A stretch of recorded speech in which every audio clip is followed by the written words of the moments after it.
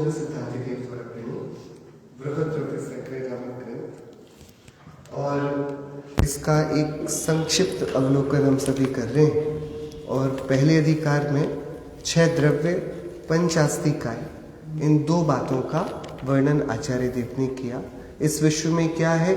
जीव और अजीव, ये 2 नाम के पदार्थ। जीव जो शुद्ध चेतना वाला है, जो जीता है, जिसका उपयोग रूप संसार है, उपयोगमयी ही जिसका व्यापार है, जो अमूर्तिक है, करता है, स्वदेह परिमाण है, भोगता है, संसारस्थ है, सिद्ध है और स्वभाव से ऊर्ध्व गति वाला है। ये इस प्रकार जीव का वर्णन किया। फिर पुद्गल, धर्म, अधर्म, आकाश और काल, ये 5 प्रकार के द्रव्यों का वर्णन किया जो कि अजीव के विस्तार हैं। और फिर इसमें जब इनका हम शरीर देखेंगे 6 द्रव्यों का, तो पता पड़ेगा कि एक जो काल द्रव्य है वह अप्रदेशी है, यानी एक ही उसके प्रदेश है। तो हम उसको अप्रदेशी होने से अस्तिकाय में नहीं लेते। वर्तना लक्षण काल को हटाकर 5 प्रकार के द्रव्यों को ही पंचास्तिकाय कहा जाता है। किस कारण से? बहुप्रदेशी होने के कारण से। अब इस दुनिया में 6 द्रव्य के सिवाय और क्या है? 6 द्रव्य के सिवाय इस दुनिया में विश्व किसे कहते हैं? 6 द्रव्यों के समूह को विश्व कहते हैं। 6 द्रव्यों के सिवाय क्या है? संक्षेप में बोले जीव और अजीव के सिवाय क्या है? कुछ नहीं। विस्तार करके बोले तो 6 द्रव्यों के सिवाय क्या है? कुछ भी नहीं, कुछ भी नहीं। तो 5 अस्तिकाय है कि नहीं? है कि नहीं? कि वो 6 द्रव्यों का ही नामांतरण है, बराबर, ठीक है। तो ये 7 तत्व है कि नहीं इस विश्व में? ये 6 द्रव्य का विश्व है ना। ये 7 तत्व कहाँ है? इस विश्व में रहते हैं कि कहीं और रहते हैं? अरे बोलिए, हाँ। इस 7, जब 6 द्रव्य के सिवाय इस जगत में कुछ नहीं है, ये हमने कल भली भांति व्यवस्थित देखा था। कोई भी कार्य करना हो, 6 द्रव्य वहां पर उपस्थित होते हैं। किसी भी कार्य के संपादन में 6 द्रव्यों की वहां पर, इस असंख्य प्रदेशी विश्व का इतना सा भी एक क्षेत्र नहीं है जहां 6 द्रव्यों की सत्ता ना हो, बराबर। प्रदेश प्रदेश में धर्मास्तिकाय, अधर्मास्तिकाय और आकाश तो है ही।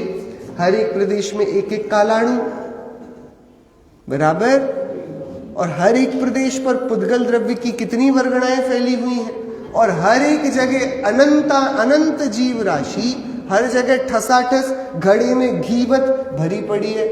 तो हर जगह कितने द्रव्य हैं? 6 द्रव्य हैं। 6 द्रव्य तो हैं। 7 तत्व कहाँ रहते हैं? ये कि 7 तत्व कहाँ रहते हैं, कि वही चर्चा अपन कर रहे हैं। कल 4 प्रकार से अपन ने व्यवहारने को और 2 प्रकार से निश्चयने को, ऐसे अध्यात्म भाषा के 6 नए पढ़े थे हमने, बराबर। आपको याद है? परीक्षा ले ली जाए, हाँ ले ली जाए। मेरा पेट दुख रहा है, किस नए का कथन है? कौन बताएगा जल्दी? हाँ, मेरा पेट दुख रहा है, ये किस नए का कथन है? कौन बताएगा? उपचरित असद्भूत व्यवहार ने। एक और बार विचार करिए। अनुपचरित असद्भूत व्यवहार ने। कैसे? अनुपचार क्यों किया? क्योंकि शरीर एक क्षेत्र अवगाही है, बराबर। और फिर असद्भूत क्यों कहा?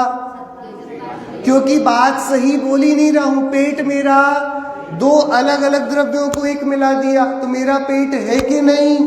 जब मेरा नहीं तो दुख क्या रहा है? मेरा थोड़ी दुख रहा है जो भी। तो असद्भूत, लेकिन फिर भी सत्ता में एक क्षेत्र अवगाह संबंध होने के कारण ये कहा जा सकता है, कह दिया जा सकता है। कहने में कोई दिक्कत है क्या? बिल्कुल भी नहीं, कह दिया। लेकिन जहां माना वहीं पर इस विश्व में एक तीसरी चीज खड़ी हुई। अभी तक तो 2 लोग थे, जीव और अजीव। कितने थे? जीवम जीवम दव्वम जिणवर वसहेण जेण दिठम। जीव का काम था जानना, अजीव का काम था भैया ऐसे भटकना जड़ होकर, बराबर। अब क्या हुआ, इस एक जीव ने इस अजीव को अपना माना। क्या किया, जाना नहीं, अपना माना। तब क्या हुआ कि तब दो चीजें और खड़ी हुई। पहली चीज खड़ी हुई आश्रव और दूसरी चीज खड़ी हुई बंध। छह द्रव्य के सिवाय कुछ इस जगत में है क्या, कुछ नहीं। तो इस सात तत्व क्या है कि जीव और अजीव के बीच के व्यवहार की विशेषताएं हैं। जब जीव अजीव की ओर देखता है तब क्या उत्पन्न होता है कि तब रागादि की उत्पत्ति होती है, और उसी समय जहां राग है वहीं पर बंध है। तो आश्रव और बंध जीव का अजीव को देखने पर होता है। देखना मतलब मेरा पेट दुखा, ये बात जो कहने की थी इसे मान ली गई। आपने सुनी बचपन में पंचतंत्र की कहानी, पाठ में रहती थी, आसमान गिर रहा है। सुनी आप लोगों ने, नहीं सुनी? अरे सुनी होगी। एक जंगल था, बहुत सारे उसमें जानवर रहते थे। एक खरगोश था, दोपहर बढ़िया थी, सो रहा था, मीठी धूप थी सर्दियों की, और अचानक से एकदम से धड़ धड़ धड़ धड़ धड़ बहुत तेज कुछ आवाज आई। चौंक कर उठा, घबरा गया, क्या हुआ क्या हुआ क्या हुआ। उसको आवाज इतनी तेज आई, उसको लगा कि आसमान गिर रहा है। क्या गिर रहा है, क्या गिर रहा है? तो भागा भागा भागा, और इतनी तेजी से भागा कि वो पीछे बंदर खड़ा था, वो भी घबरा गया, इतनी तेज क्यों भाग रहा है? अरे तुम क्यों रुके हो, तुम भी भागो, आसमान गिर रहा है। तो बंदर भी पीछे भागने लगा। आगे जाकर सियार मिला, जितने लोग मिले वहां जुलूस बन गया भागने वालों का। क्यों भाग रहे हैं सबके सब? तो भागते भागते सब शेर के पास पहुंचे। वो राजा था। शेर बोल रहा, इतनी अफरा तफरी क्या मची हमारे राज्य में, क्यों भाग रहे हैं सब? तो उनने बोला, भैया भागो भागो, आसमान गिर रहा है। हाथी ने बताया शेर को कौन गिर रहा है। तो शेर ने बोला, रुको रुको रुको, कैसे गिर रहा है आसमान, कहां से गिर रहा है आसमान? कि मुझे नहीं पता कुछ, मुझे तो इसने बताया था, सियार ने। तो सियार को बुलाओ। मुझे कुछ नहीं पता, मुझे तो उस बंदर ने बताया था। बंदर को बुलाओ। आसमान गिरता कहां दिखा? मुझे क्या पता है, खरगोश भाग रहा था। तो खरगोश को बुलाओ। तो अरे महाराज मैं क्या बोलूं, मैं तो सो रहा था, अचानक से गिरने की आवाज आई। गिरने की आवाज आई, लेके चलो। कहां गिरने की आवाज आई? तो लेके गए, पेड़ के नीचे बड़ा सा एक नारियल गिरा पड़ा था। ये सुनी आपने कहानी, नहीं सुनी? कि जब कहने की बात को मान लिया जाए तब बिना बात की अफरा तफरी हो जाती है। हाँ, कहने को कहा था कि ये घर मेरा है, लेकिन इसने क्या किया, माना और घर की मरम्मत में लग गया। तो क्या हुआ, क्या हुआ? तब दो बातें खड़ी हुई, आश्रव और बंध। क्या खड़ा हुआ? आश्रव और। जीव अजीव के पास देखेगा तो नियम से क्या खड़ा होगा? आश्रव और। देखो बड़ा सरल सा गणित है, इसमें कठिनाई नहीं है, बिल्कुल कठिनाई नहीं। बनाव अजीब सा है लेकिन समझने की भरपूर बात है। मेरे मित्र का बालक उत्पन्न हुआ, कौन से नए का कथन है?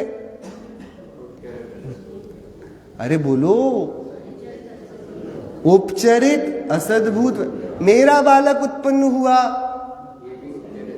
अरे कौन सा है? वो भी उपचरित। आप समझ रहे हो कितनी विडंबना है। हम अपना पराया करने में जीवन बिता रहे हैं, जबकि दूसरे का पैदा होना और अपना पैदा होना एक ही नए से है। नहीं आ रही बात समझ में? आपके घर वाले आपके हैं किस नए से? किस झूठ के तहत ये कहा जाता है कि आपके घर वाले आपके हैं? कि उपचरित असद्भुत। और किस झूठ से कहा जाता है कि बाहर वाले आपके हैं? उपचरित। तो घर वाले हैं कि बाहर वाले हैं? आपको बात समझ में आ रही कि नहीं आ रही है? कि कह देने में कोई ज्ञान जब तक समाधान करके जानता है तब तक दो के दो ही द्रव्य बने रहते हैं, लेकिन ज्ञान जैसे ही अपनी सीमा का अतिक्रमण करके परवस्तु को अपना मानता है तब खिचड़ी बनती है। जो एक विशुद्ध जीव निराला रह सकता था, अब उसको पुद्गल के पाश में बंद अवस्था में रहना पड़ता है। दो अलग अलग थे, अब दो अनादि की बंद अवस्था में मिले हुए से प्रतीत होते। क्या पढ़ते पाठशाला में? हाथी जीव है कि अजीव? तो कितनी मेहनत करनी पड़ती हमको। हाथी का शरीर अजीब है, हाथी की आत्मा जीव है। सीधा नहीं बोल पाते हम हाथी जीव है कि अजीब। ये खिचड़ी क्यों बनी कि हाथी ने जीव को जीव नहीं माना? क्या? जीवम जीवम दवम। कितने लोग थे? आप लोगों के घर में खिड़कियां हैं? अरे है कि नहीं है? खिड़कियां हैं कि नहीं? तो आपके घर की खिड़की से झांको तो आपका घर दिखता है कि नहीं? नहीं दिखता। आपके घर की खिड़कियों से आपका घर नहीं दिखता। ऐसी खिड़कियां क्यों लगा रखी हैं? हाँ? कि खिड़की से, अच्छा तो कोई तो घर दिखता होगा कि कुछ नहीं दिखता? तो खिड़की से घर दिखता है कि नहीं? दिखता है। जो दिखता है वो आपका है कि नहीं? किसका दिखता है? दूसरे का। अब जो दिख रहा है उसे अपना मान ले तो क्या होगा? वही हमारे घर, हम बैठ के सामने वाले घर पे जाके एकदम पसर कर बैठ गए। वही क्यों आ गए? अरे हमारा घर है। कैसे? हमारे घर की खिड़की से दिखता है। हमारा है कि नहीं? तो मान लेने में कोई विपत्ति है कि नहीं? कि सामने वाला थोड़ा सज्जन होगा तो निवेदन करेगा हाँ, और यदि सज्जनता थोड़ी कम होगी तो बाहर निकाले जाओगे। और वहां पर यदि हम नहीं अपनी हट को छोड़ेंगे तो पुलिस के बंधन का प्रसंग आएगा कि नहीं? अपने घर पर बैठने में ये बंधन का प्रसंग था क्या? कि जब अपनी सीमा में रहे तो ना आश्रव ना बंध। लेकिन व्यवस्था ऐसी है कि खिड़कियां लगी रखी हैं 5-5। कौन कौन सी? स्पर्शन, रसना, घ्राण, चक्षु, कर्ण और इंद्रियों से, खिड़कियों से अपना घर दिखता है कि दूसरे का? जो दिखता है वो अपना है कि नहीं? पर उसे अपना मान ले तो क्या होता है? वो है आश्रव और बंध। बात समझ में आ रही कि नहीं? आ रही है कि नहीं आ रही? ये आश्रव बंध कहां से प्रकट हुए? बात दो द्रव्यों की थी ना, जीव और अजीव। ये फिर साथ साथ तत्व कहां से बनकर आ गए? कि जीव और अजीव ये दो आपस में क्या संबंध रखेंगे, इससे निर्धारित होगा कि दुनिया में क्या क्या नया नया होने वाला है। तो जब जीव ने अजीव को अपना माना, क्यों माना? जब ज्ञान व्यवस्थित वस्तु स्वरूप को समझ नहीं पाया। वो उस बंदर जैसा, बंदर बढ़िया पेड़ पर चढ़ा, शेर नीचे खड़ा, कोई घबराने वाली बात है क्या? अरे बोलो, आप बंदर होते तो घबराते क्या? अरे बोलो, आप लोग बोलते नहीं हो। घबराने की बात है क्या? नहीं है। लेकिन अब बंदर को टेंशन हो गई कि जहां शेर खड़ा है ना नीचे, उसके बाजू में ही उसकी परछाई खड़ी है बंदर की। पेड़ पर खड़ा है, पीछे सूरज है, फेंक रहा है धूप, नीचे क्या बन रही है? बंदर की परछाई कहां पड़ी है? तो बंदर संकट में है कि नहीं है अब? अरे शेर बाजू में खड़ा है। अरे बोलो तो जरा, अब आपको टेंशन आएगी कि नहीं आएगी? बंदर को तो आ गई। और उसने बोला देखो कुछ भी करूं इसको बचा लेना चाहिए। तो बंदर ने छलांग लगाई, किसको उठाने के लिए? फिर बंदर उठ पाया कि नहीं उठ पाया? क्या हुआ कि ज्ञान जानने का काम करे तब तक ठीक, लेकिन जानने की व्यवस्था ही बिगड़ जाए। जहां मैं नहीं हूं वहां मैं दिखने लगूं तो फिर बंद अवस्था का प्रसंग आता है। इसलिए नयों का परिज्ञान जरूरी है। अपन ने कल 4 प्रकार के व्यवहार नए समझे थे, 2 प्रकार के निश्चय नए समझे थे। आपको ख्याल में है कि नहीं है? अरे है कि नहीं है भैया? हाँ या नहीं? आप में से पैसा वाला कौन कौन है? हाथ उठाओ। किस किस को चश्मा लगा है बताओ जरा। कि कह देना ये अलग बात। तो मेरा चश्मा है कि नहीं? किस नए से? उपचरित असद्भुत व्यवहार से। तात्पर्य मेरा नहीं। असद्भुत बोला ना, मैं झूठ बोलता हूं कि सब चश्मा मेरा है, तो आंखें तो हैं, चश्मा नहीं है तो कि है अनुपचरित असद्भुत व्यवहार से, मतलब नहीं है। क्या इसका भावानुवाद करना पड़ेगा ना? अरे भैया घर में आग लग गई तो आप क्या पूछोगे? किसके घर में आग लग गई, ये तो सामान्य कथन, किसके घर में लगी यही पूछोगे ना कि अरे वो है, कोई है दूसरे मोहल्ले में रहता है, उसके घर में आग लग गई। फिर क्या करोगे? जो कर रहे थे वो करते जाओगे।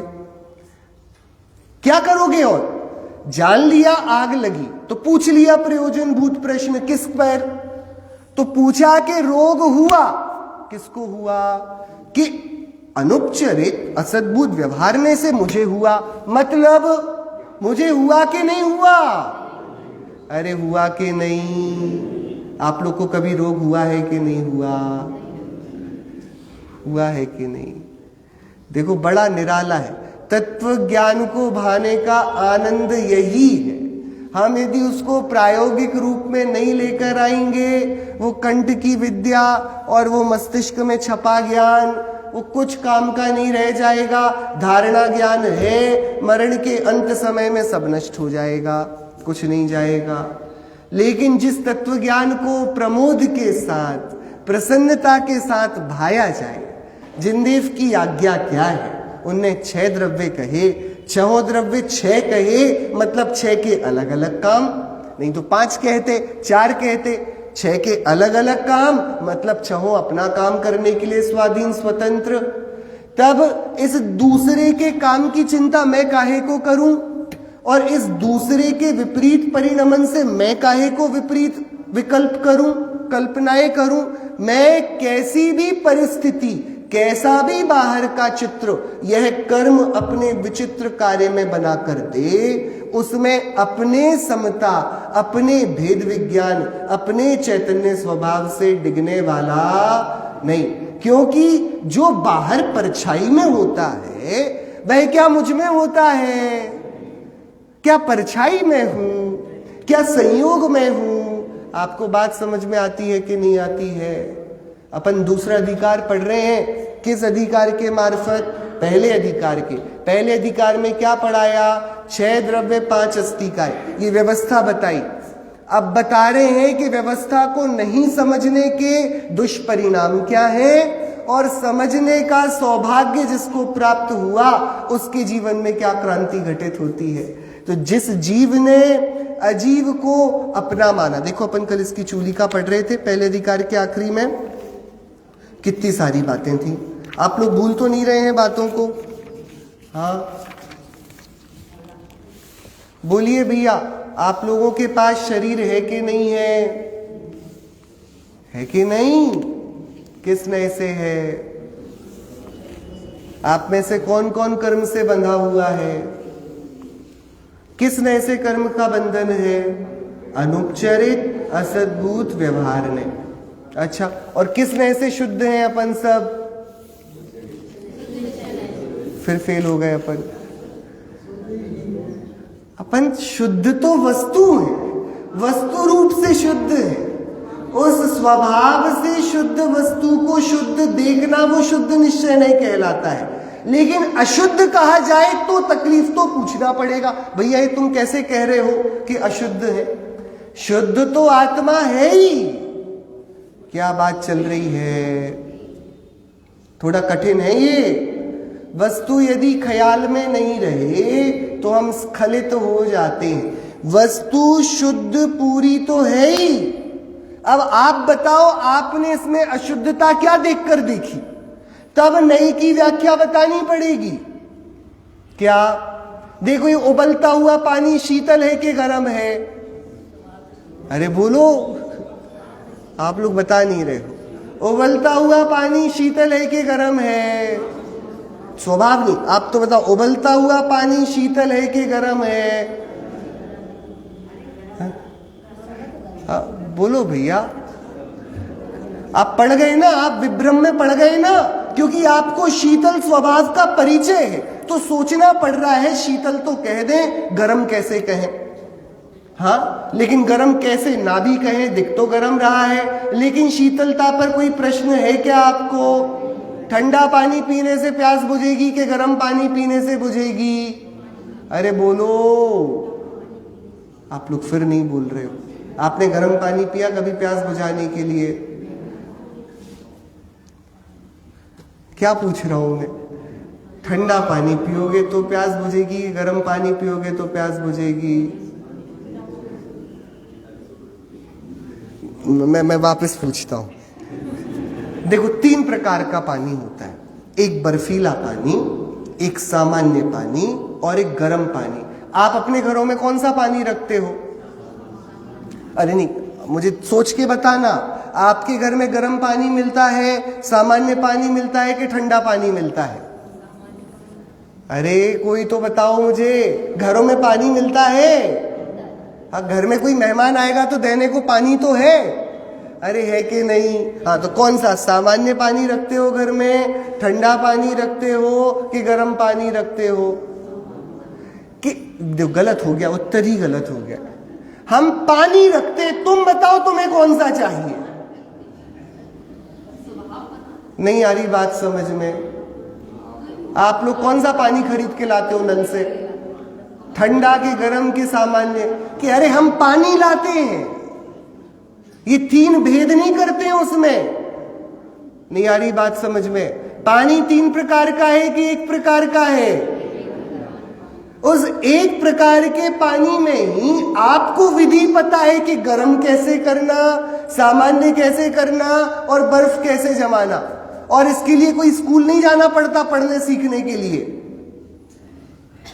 दृष्टि में तो पानी सामान्य है, फिर क्या चाहिए वो बताओ, करके देंगे ना। ये इधर घुमा घुमा के क्या मतलब है कि ठंडा रखे हुए गर्म रखे, तुम्हें कौन सा चाहिए?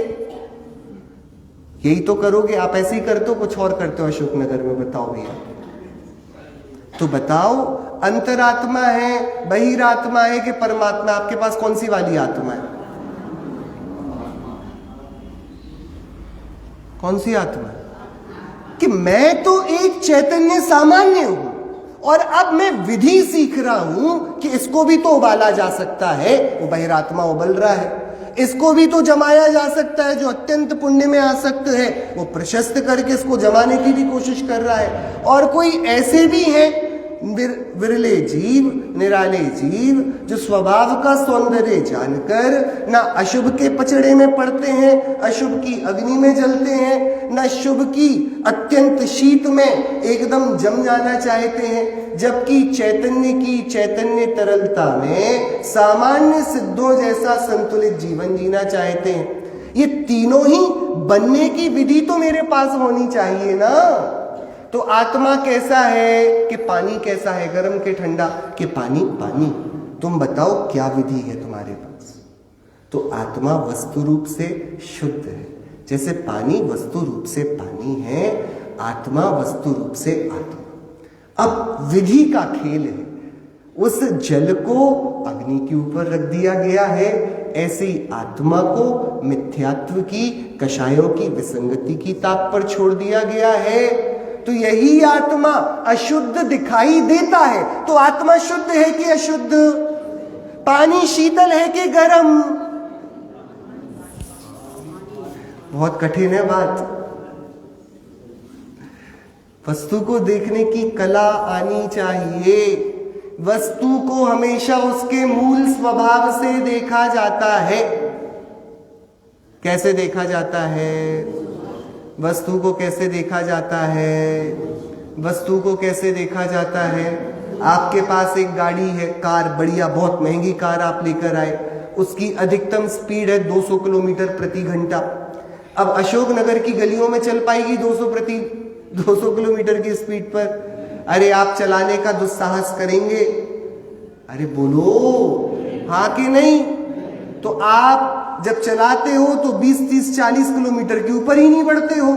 अब कोई पूछे भैया तुम्हारी कार कितना चलती है, तो क्या बताओगे? कितने किलोमीटर? भैया 30 किलोमीटर वाली कार लाए हैं। क्या करोगे? कि परिचय तो सामर्थ्य से दोगे ना। अरे नहीं आ रही बात समझ में? वस्तु को देखा उसकी पूरी सामर्थ्य से जाता है। अब वो विवशता है कि वो प्रयोग कितने में आ रही है। आ रही है बात समझ में आपको? तो आत्मा शुद्ध किस नए से है? आत्मा शुद्ध तो स्वभाव से, उसको शुद्ध देखना वो निश्चय, उसको शुद्ध देखना वो निश्चय बराबर नए आत्मा को शुद्ध नहीं करेगा। अशुद्ध आत्मा को देखना वो नए को शुद्ध बनाएगा।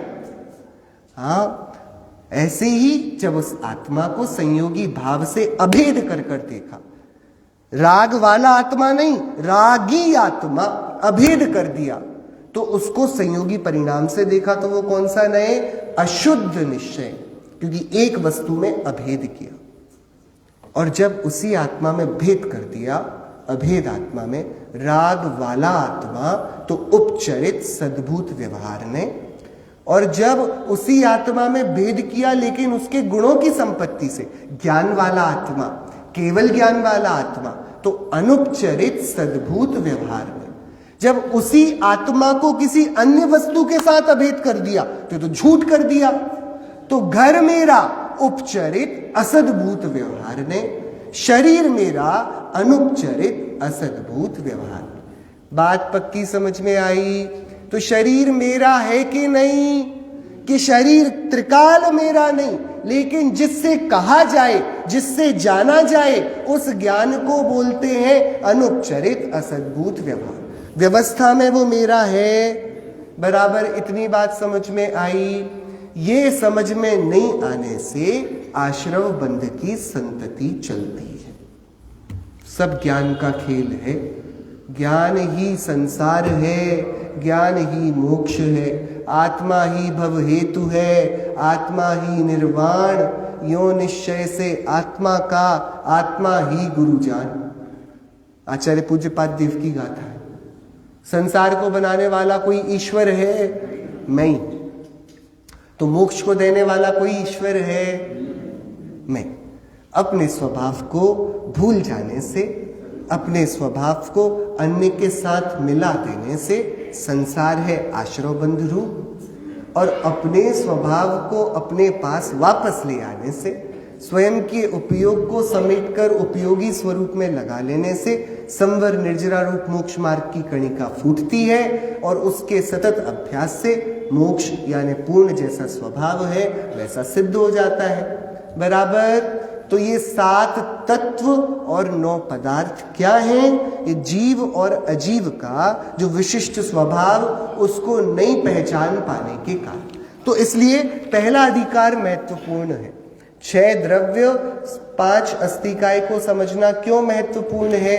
कि वह ये बताया जा रहा है कि क्या है, वो नहीं कि मैं क्या समझता हूं क्या है। सर्वज्ञ ने कैसा इस संसार को देखा, कैसा देखा? 6 द्रव्य 5 अस्तिकाय रूप। हम अब जैसा देखेंगे उससे निर्णय होगा कि 7 तत्वों में आश्रव बंध में गाड़ी अटक जानी है, कि उनके तिरस्कार पूर्वक संवर निर्जरा मोक्ष का संपादन होना है। बात समझ में आई? किसी को कोई प्रश्न है यहां तक? ये अच्छी बात है, किसी को कभी कोई प्रश्न नहीं होता, प्रश्न ही नहीं है। कुछ प्रश्न है तो बताओ भैया, चर्चा करेंगे तब तो मजा आएगा।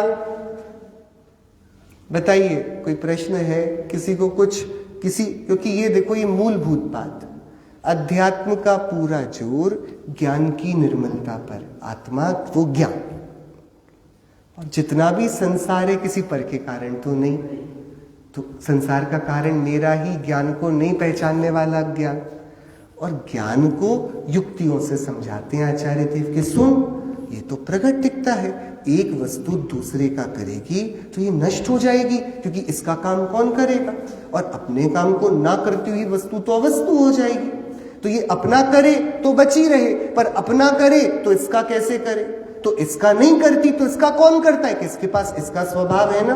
तो एक वस्तु दूसरे का नहीं करती। अरे लेकिन कहते तो है इसने कर दिया, कि सुन वह असद्भूत व्यवहार से कहते हैं, उसको मान लेने से संसार है, कहने तक ठीक है नहीं। ये ज्ञान की निर्मलता, समझ पाना जो कहा जा रहा है उसमें कितना सत्य और कितना असत्य। बात समझ में आई कि नींद आ गई आपको समझते समझते? चलिए देखिए, अपन पढ़ रहे थे इसमें आखिरी में कितनी सारी बातें करी। 6 द्रव्यों में चूलिका का सीधा अर्थ है इसके ऊपर। एक बार जल्दी से, क्योंकि पढ़े हम तो हमको समझ में आए। 6 द्रव्यों में जीव और पुद्गल, ये 2 द्रव्य परिणामी है, गाथार्थी है सीधा। ठीक है, 2 द्रव्य कैसे हैं? परिणाम। तो बाकी द्रव्य नहीं परिणमते कि परिणामी मतलब इनकी स्वभाव और विभाव रूप से 2 प्रकार की व्यंजन पर्यायें देखी जाती। हाँ, पुद्गल परमाणु था, स्कंद हो गया। जीव बेचारा सिद्ध स्वभाव वाला, 1 इंद्रिय, 2 इंद्रिय, 3 इंद्रिय, 4 इंद्रिय अवस्थाओं में भटक रहा है। तो ये धर्म अधर्म द्रव्य परिणम रहे, लेकिन इनमें कोई विशेषता तो दिखाई दे नहीं रही। ये तो कूटस्थ से परिणम रहे हैं। तो 2 परिणमने वाले मुख्य रूप से हैं। तो देखो, 4 के बारे में सोचना ही नहीं, 4 के संबंध में हम ज्यादा ज्ञान करते नहीं। क्या धर्म द्रव्य पे कभी आपको गुस्सा तो नहीं आया, क्यों धक्का दे दिया? अधर्म द्रव्य पर ऐसा तो नहीं लगा चिपक तो नहीं जाएंगे, बैठे रहे ज्यादा देर तक? नहीं, धर्म अधर्म द्रव्य, आकाश द्रव्य, काल द्रव्य, इनके संबंध में हम राग द्वेष क्या कर पाते हैं? आधे समय तो जब तक भगवान नहीं मिले थे हम सत्य ही नहीं मानते थे, धर्म अधर्म आकाश काल को ही है। वो तो सर्वज्ञ मिले और उनके केवल ज्ञान ने अमूर्तिक वस्तुओं का ज्ञान कराया। बराबर। तो इन 4 के संबंध में तो चिंता वैसे ही नहीं थी, कर्तृत्व अज्ञान था। मुझे लगता था मैं चलता हूं, आचार्य देव ने बताया भैया सुन, तेरी योग्यता है लेकिन चलने का भार मत ले, यहां पर उसके गमन के सहायक वस्तुओं के माध्यम हैं। 6 प्रकार के काम है ना, 6 प्रकार के डिपार्टमेंट एकदम बराबर से। तो सारे कार्य बटे हुए हैं। जीव का कार्य नियत जानना देखना है। क्या काम है? चलना फिरना, घूमना, जगह देना, परिणाम करना। ये सबकी टेंशन सबको बांट रखी है। जैसे बड़ा एक कंपनी होती है तो मार्केटिंग अलग, अकाउंट्स अलग, ये सबके डिपार्टमेंट बट जाते हैं ना। तो ये व्यवस्था वस्तु की भी बहुत बड़ा कॉरपोरेशन, 6 प्रकार के विभाग बन गए। जानने देखने का विभाग किसके माथे आया? अपन का क्या काम है? सबसे सुंदर काम जानने देखने का काम। ठीक है, ये स्पर्श रस गंध वर्ण वाला पूरी व्यवस्था मचाने वाला काम किसके हाथ आया? पुद्गल के। ट्रांसपोर्टेशन विभाग किसके पास है? धर्म द्रव्य के। गैरेज और वेयर हाउस किसके पास है? सारे के सारे अधर्म द्रव्य के पास। और जगह देने का, रियल स्टेट का काम किसके पास है? आकाश द्रव्य के पास। और मैनेजमेंट कौन कर रहा है पूरे इवेंट का, टाइम का, कब कार्यक्रम कब होना है? तो बन गई ना, व्यवस्थित कंपनी बन गई। कंपनी को चलाने वाला है जीव, कंपनी की सारी सार सामग्री पुद्गल लाके दे रहा है, उसको लाने ले जाने की जिम्मेदारी और उसको रखने के लिए हाउ गैरेज किसने दे दिया, वेयर हाउस किसने दे दिया है? अधर्म ने रोकने, ठहराने का। और इन सबको पूरे कार्यक्रम के लिए जगह कौन दे रहा है? और सारा व्यवस्थित समय पर काम चल रहा है, कौन देख रहा है? अब इसके अलावा और क्या चाहिए? कंपनी में 6 तो विभाग होते हैं। आपके पास दुकान है तो दुकान को चलाने वाला कोई मालिक है कि नहीं है? दुकान में रखने के लिए सामान है कि नहीं है? अरे है कि नहीं? वो सामान कहीं से आ जाता है आपके पास, ट्रांसपोर्ट वाले के पास से, डाक के पास से आकर आपके अंदर अलमारियां, आपके अंदर स्टोर है दुकान में, वहां रखा जाता है। आपके नाम की दुकान है, आपकी जगह या किराए की है, कहीं से जगह तो मिल गई है। और समय पर खोलते हो दुकान, समय पर बंद कर देते हो। 6 के अलावा क्या चाहिए दुकान चलाने को? अरे बोलो तो जरा, ग्राहक नहीं चाहिए? हाँ? कि वो भी तो आएगा ना, वो भी तो जीव और पुद्गल अपनी पुद्गल गाड़ी में बैठकर जीता जागता आएगा कि नहीं? 6 के अलावा क्या चाहिए? तो आचार्य भगवान ने कितने द्रव्य बताए? 6, क्योंकि 6 से 7वां चाहिए नहीं, 5 में काम बनेगा नहीं। एक कम कर सकते नहीं, एक ज्यादा हो सकता नहीं। कितने द्रव्य हुए? कितने द्रव्य हुए? तो 6 अपना काम एक दूसरे के काम में व्यवधान डाल के करते हैं कि स्वतंत्र करते हैं? इसमें से एक थोड़ा होशियार निकला। कौन? और उसने बोला नहीं, मैं अपना तो कर ही लूंगा, इन बाकी 5 की तो सहायता करूं। तो सबके काम बढ़िया बने रहे, किसका बिगड़ गया? जो होशियार बन रहा था। आपने देखा होगा होशियारी ऐसी होती है, हाँ, ज्यादा होशियार आदमी परेशान रहता है। देखा आपने, नहीं देखा? अरे देखा कि नहीं, आप लोगों के साथ नहीं हो ऐसा? जब विद्यार्थी जीवन में आपने किसी परीक्षा की बहुत खतरनाक पढ़ाई करी, रात भर जागकर, सुबह पेपर आया और प्रश्न इतना सरल आ गया। अब आप सोच रहे हो इतना सरल कैसे आ सकता है, तो आप कठिन आंसर लिखकर आ गए। ऐसा हो जाता है, कभी नहीं होता है। पूछ लिया 2 और 2 कितने होते हैं? 4, 6, 8, 10, 4 ऑप्शन दे दिए। आप सोच रहे हो 2 और 2 4, ये कोई प्रश्न है पूछने वाला, कोई रहस्य होगा। आप 8 लिखकर आ गए उत्तर। ऐसा होता है, नहीं होता है कभी ज्यादा होशियारी हो तो? अरे आप लोगों के साथ ऐसा हुआ कि नहीं हुआ कभी कि ज्यादा होशियारी खतरनाक है? इसको लगा अरे सब अपने आप कैसे हो सकता है, किसी को तो करना पड़ेगा। जबकि देख रहा है सूरज अपने आप उग के आ रहा है, रात अपने आप हो रही है, दिन अपने आप बदल रहे हैं, शरीर अपने आप बढ़ रहा है। ऐसा कोई काम नहीं हो रहा जो अपने आप नहीं हो रहा। लेकिन होशियारी कह रही कि अपने आप कैसे होगा।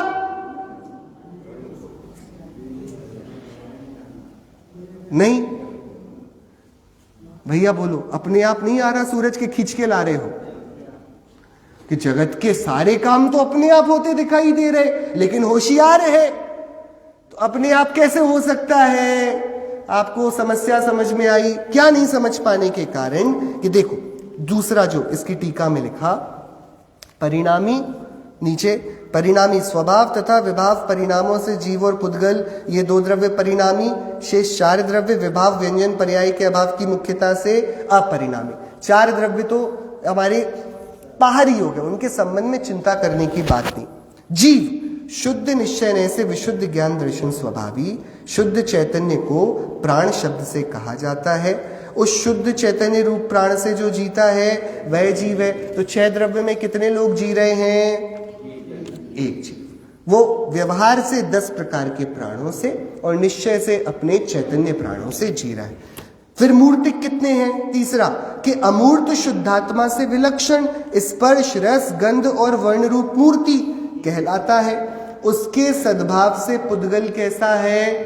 तो देखो 6 द्रव्यों में जीने वाले कितने द्रव्य? 1। दिखने वाला कितना द्रव्य? 1। सपदेशम प्रदेशी, जिनके प्रदेश ऐसे कितने द्रव्य हैं? अरे कितने? 50 का 5 है। क्या अकाल द्रव्य के प्रदेश नहीं है? क्या काल कि एक प्रदेश है और अकेली उंगली पड़ी हो तो बोलोगे आदमी पड़ा है। अरे अंग पड़ा हो तो क्या वह शरीर माना जाता है? कि अंगों के समूह को शरीर कहते हैं, अकेली अंग को शरीर नहीं कहते। इसलिए बहुप्रदेशी को काय कहते हैं। काय है ना, अस्थि मतलब होना, काय मतलब बहुत सारे अंग हो तो शरीर होता है। अकेली हाथ पड़ा हो तो शरीर है कि हाथ है? हाथ है। तो अकेली एक प्रदेश काल द्रव्य के पास, तो उसको क्या बोलेंगे?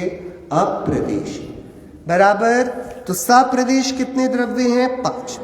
अच्छा, और एक कितने द्रव्य हैं? धर्म 1 है, अधर्म 1 है, आकाश 1 है। जीव कितने? पुद्गल कितने? और काल कितने? लोक प्रमाण असंख्या। क्षेत्र, क्षेत्रवान कितने द्रव्य हैं? कि सर्व द्रव्यों को अवकाश देने वाला तो एक आकाश ही है। यद्यपि सारे द्रव्यों के पास अवगाहना नाम का गुण है, तभी तो शरीर जगह दे रहा है आत्मा को रहने की, और आत्मा रह रहा है शरीर के साथ बिना झगड़े। रह रहे हैं कि नहीं? आप जहां रह रहे हो शरीर में कितने सारे छोटे छोटे जीव हैं। आपके खून में जीव हैं, मांस में जीव हैं, लार में जीव हैं कि नहीं? पसीने में जीव हैं, बाल में जीव हैं। तो इन सबको रहने की जगह कौन दे रहा है? आप दे रहे हो कि आकाश सबको दे रहा है। इसलिए प्रदेश क्षेत्र वाला वह कहलाता है। बाकी सामान्य तरीके से सारे द्रव्य क्योंकि एक दूसरे को नहीं छूते, इसलिए उनके एक क्षेत्र में रहने में कोई व्यवधान नहीं। अगला, क्रियाए, इनमें से क्रियावंत कितने जीव हैं? कि 2 लोग हैं जिनकी क्रियावती शक्ति से गमन आगमन होता है। कौन 2 लोग हैं? वो जीव और पुद्गल। आप घर से मंदिर तक आए तो अकेले आए कि शरीर को भी लाए? कि दोनों को लेकर आया है बराबर। आप शरीर को नहीं लाए हो, आप अपने को, और शरीर को, दोनों की योग्यता कार्यक्रम बराबर चल रहा था तो हो पाया। एक का भी बिगड़ जाता तो बात बिगड़ जाती। तो क्रिया वाले कौन है? 2 द्रव्य। अच्छा, निष्क्रिय कितने द्रव्य हैं? 2। क्रिया वाले हैं तो 4 द्रव्य घूमते नहीं इधर उधर, उनकी कोई यात्राएं नहीं। धर्म अधर्म और आकाश के, आकाश तो बेचारा कहाँ जाएगा, उसके पास ही घूमने की सारी जगह है। और धर्म अधर्म का आकार ही पूरे लोकाकाश में व्याप्त है, तो हिलेगा डुलेगा कहाँ, जगह ही नहीं है। और काल एक एक मणियों की भांति प्रदेश, लोक के एक एक प्रदेश में खचित है। नित्य कितने द्रव्य हैं? धर्म अधर्म आकाश और काल द्रव्य यद्यपि अर्थ पर्याय वाले होने की अपेक्षा से अनित्य हैं, तो भी मुख्य रूप से उनमें विभाव व्यंजन पर्याय का अभाव होने से वे कैसे हैं? धर्म द्रव्य जैसा अभी दिख रहा है, 4 दिन बाद थोड़ा बूढ़ा दिखेगा कि नहीं दिखेगा, जैसा है वैसा है, नित्य है, विभाव व्यंजन पर्याय नहीं। ठीक है। जीव और पुद्गल द्रव्य यद्यपि द्रव्यार्थिक नय की अपेक्षा से नित्य हैं, तो भी अगुरु लघु गुण के परिणमन रूप स्वभाव पर्याय की अपेक्षा से तथा विभाव व्यंजन पर्याय की अपेक्षा से कैसे हैं? अनित्य हैं। कारण देखो, गजब की बात, कितने द्रव्य कारण हैं? 6 द्रव्यों में से कितने द्रव्य कारण हैं? क्या लिख रहे हैं? पुद्गल, धर्म, अधर्म, आकाश और काल द्रव्य व्यवहार नय से। किस नय से? कौन सा व्यवहार? अरे लगाइए कि शरीर और कर्म को छान लो, बाकी सब उपचरित। धर्म द्रव्य जीव को चलाता है, किस नय का कथन है? उपचरित असद्भूत का है ना। काल द्रव्य जीव को परिणमाता है, किस नय का कथन? तो सही बात की गलत बात? अरे बोलो, गलत हुई ना बात फिर। तो जीव को कौन परिणमाता है? जीव के पास द्रव्यत्व गुण है ना, बराबर। ठीक है। अभी अच्छा काल चल रहा है कि बुरा काल चल रहा है? 5वां काल चल रहा है ना। तो 5वें काल के कारण क्या यहां पर केवल ज्ञान हो पाएगा? कि 5वें काल के कारण केवल ज्ञान नहीं हो पाएगा। ये कौन से नए का कथन? उपचरित असद्भूत, झूठ है। किसी की उपादानगत योग्यता नहीं है, इसलिए नहीं हो पाएगा। काल बाधक नहीं है। आपको बात समझ में आती है? कठिन पड़ती है क्या ये वाली बात? एकदम सरल है। आप लोग इतने उदास क्यों बैठे हो? थक गए? तो थकना तो मुझे चाहिए। क्या मैं थक सकता हूं? किस नए से थक सकता हूं? अनुपचरित असद्भूत व्यवहार नए से। किस नए से थका मान सकता हूं? कि मिथ्यात्व से। नए से मान नहीं सकते। थका जान लेना ये नए की बात, थका मान लेना गड़बड़ हो जाएगी। सम्यक शुद्ध ज्ञान के अंश हैं तो जानेंगे कि हाँ, जो संयोग में देह है वह शिथिल होती जा रही। मैं वृद्ध हो गया, ये देह को देखकर बताया, लेकिन मैं वृद्ध हो गया और रोने लग जाए, ये अज्ञान है। बालक नहीं तिर्यंच, बालक नहीं मैं, वृद्ध नहीं युवक तिन कारण नहीं, कर्ता न कारयता नहीं, कर्तानुमंता मैं पुरुष हूं। किस नए से? अनुपचरित असद्भूत। और मैं मानूं कि मैं पुरुष हूं तो किस नए से? अज्ञान से, मिथ्यात्व से, एकत्व बुद्धि से। समझ में आ रही है बात? मानने जानने में कितना जमीन आसमान का अंतर है। ये अभ्यास करना पड़ेगा। आप लोग अभी जाकर भोजन करोगे? अरे करोगे कि नहीं? किस नए से? उपचरित असद्भूत व्यवहार नए से तो जानोगे। और मान लिया कि आज स्वादिष्ट भोजन खाया, क्या प्रबल हुआ इसमें? बहुत कठिन है भैया। 2 मिनट भी गाफिल होने की बात नहीं है, क्योंकि अनादि का संस्कार कर्तृत्व का इतना गहरा है कि नयों की चैनी बार बार नहीं पटकी जाए, एक एक कदम कदम पर। स्वेटर से ठंड रुकती है कि नहीं? अरे बोलो, ठंड लगने पे क्या करना चाहिए? स्वेटर पहननी चाहिए ना। देखो कारण कितने द्रव्य बता रहे हैं। पुद्गल, धर्म, अधर्म, आकाश और काल। किससे? असद्भूत व्यवहार से। जीव के शरीर, वाणी, मन, प्राण, उच्छ्वास, गति, स्थिति, अवगाहन और वर्तना रूप कार्य करते हैं। गति का कार्य कौन? धर्मास्तिकाय। स्थिति का कार्य कौन? अधर्मास्तिकाय। अवगाहना का कार्य कौन? आकाश। वर्तना का कार्य कौन? और ये शरीर, वाणी, मन, प्राण, उच्छ्वास, पुद्गल। तो ये पांचों ही द्रव्य तो जीव को चला रहे हैं। कि कह दिया जाए तो झगड़े की बात नहीं, असद्भुत व्यवहार से बराबर बात है। लेकिन किसी को इन पांच के सहारे अपना जीवन दिखे तो मिथ्यात्व का प्रकोप भयानक है। जीव द्रव्य यद्यपि गुरु शिष्यादि रूप से परस्पर उपकार करते हैं तो भी पुद्गलादि पांच द्रव्यों का कुछ भी कार्य नहीं करते हैं। अतः जीव कैसा है? देखो, पांच निर्दोष थे, उनको पता था आचार्य को ये पांच जीव का उपकार करेंगे तो भी इनको अहंकार नहीं आएगा। काल ऐसे हा हा नहीं करेगा तो मैं परिणमा दिया, तो उसको कारण कहने में संकोच नहीं किया, क्योंकि ये कारण इसके माथे चढ़ेगा नहीं कि मैं जीव को परिणमाता हूं, जीव को परिणमाता।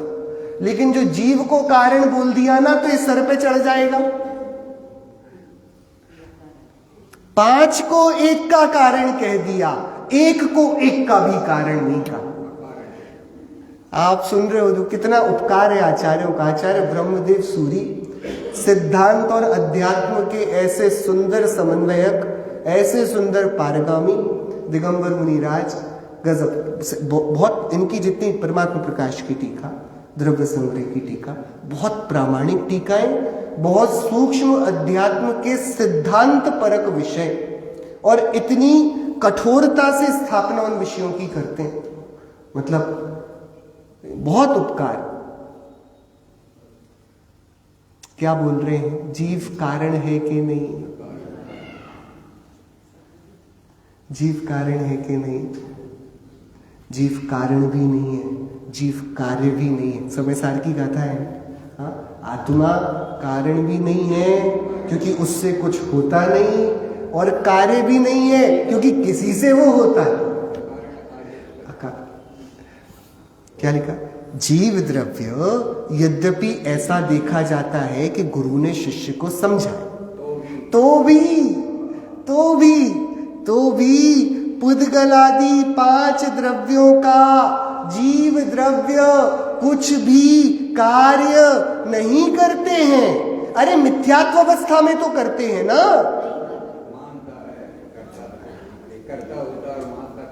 कि भैया ये बताओ, संहनन शक्ति किसकी ज्यादा है? एक पहले गुण स्थानवर्ती की कि एक 13वें गुण स्थानवर्ती की? आत्मा की शक्ति रूप में प्रगटता किसके ज्यादा है? कि उनके अनंत वीर्य प्रकट है और इसके अंतराय से ढाका हुआ छायोक्षमिक थोड़ा सा वीर्य प्रकट है। शक्ति किसकी है? तो अज्ञानी कर लेगा और ज्ञानी नहीं कर पाएगा। तो मिथ्यात्व अवस्था में ऐसी क्या नशा चढ़ता है कि मैं पर को संभालता हूँ, सबको संभाल कर रखता हूँ, परिवार को चलाता हूँ, व्यापार को बढ़ाता हूँ, शरीर को स्वस्थ रखता हूँ, थोड़ी कसरत करके इसको बलशाली बनाता हूँ, नाप तोल के खा के बराबर मेंटेन रखता हूँ। ये सब क्या है? अहंकार है। अहंकार। नहीं कर सकते, अपन नहीं कर सकते। बोलो, समय पर खाने से शरीर स्वस्थ रहता है कि असमय पर खाने से? बोलो, ये सब मिथ्यात्व के जोड़ गणित हैं। हाँ, यहां तो तीर्थंकरों को भी, तीर्थंकरों की उपसर्ग हो जाते हैं,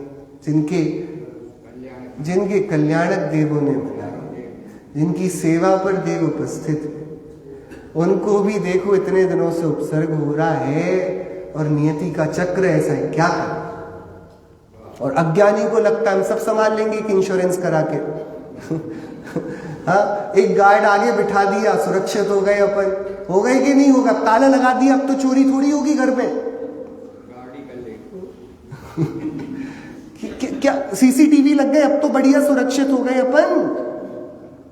पहले कहां इतनी सुरक्षा थी? क्या बोलते हो आप लोग? थोड़ा सुरक्षित महसूस करते हो कि अशरण संसार में बने रहना चाहता है और सुरक्षा भी चाहता है। सुरक्षा चाहिए तो शरणभूत स्वभाव के पास आना चाहिए। संसार का तो लक्षण अशरण है। जिसको अशरण संसार में सुरक्षा चाहिए वो आग से शीतलता की भीख मांग रहा है, कब उसकी बात सुनी जाएगी? विडंबना है। क्या बोल रहे हैं? यद्यपि ऐसा देखा जाता है, गुरु शिष्यादि परस्पर उपकार करते देखे जाते हैं, तो भी पुद्गलादि 5 द्रव्यों का जीव द्रव्य कुछ भी कार्य नहीं करते हैं। अतः जीव कैसे है? अकार अकार। हमारे किए यहां कुछ भी हुआ ऐसा मानना ये आश्रवबंध है। ऐसा मानना कि नहीं मैं किसी का करता नहीं, होता स्वयं जगत परिणाम, मैं जग का करता क्या काम, दूर हटो परकृत परिणाम, सहजानंद रहूं अभिराम, हूं स्वतंत्र निश्चल निष्काम, ज्ञाता दृष्टा आत्म राम। ऐसी जिसकी ज्ञान चेतना प्रखर होकर अंतरंग में उठी, वह संवर निर्जरा करता हुआ मोक्ष ले जाता है। पुण्य पाप को तवज्जो देता नहीं, पाप उसके जीवन में आता नहीं, पुण्य सम्मान पाता नहीं। और जो पर वस्तु के ही संपादन में लगा, इसको जोड़ूं, इसको संभालूं, इसको हटाऊं, ये अच्छा है, ग्रहण कर लूं, वह आश्रव बंध में परावर्तन पूरे करते करते फिर वहीं पहुंच जाता है जहां से कहानी शुरू हुई थी। एक इंद्रिय पामर दशा में अनंत काल फिर वहीं गाफिल हो जाता है। तो दूसरा अधिकार सुबह बहुत सुंदरता से विधान में एक एक गाथा का आप सभी ने इसका पाठ किया ही है। संक्षेप इतना ही है, 7 तत्व और 9 पदार्थ, ये सब उद्घोषणा कर रहे हैं कि जैसा वस्तु स्वरूप है हम वैसा जाने, जैसा अभिप्राय अपना है वैसा नहीं। सदगुरु के चरण में बैठकर अपने ज्ञान को निर्मल करके हम सभी जीवन में मोक्ष मार्ग को प्रकट करें और मुक्त स्वभावी आत्मा का आश्रय लें। इसी मंगल भावना।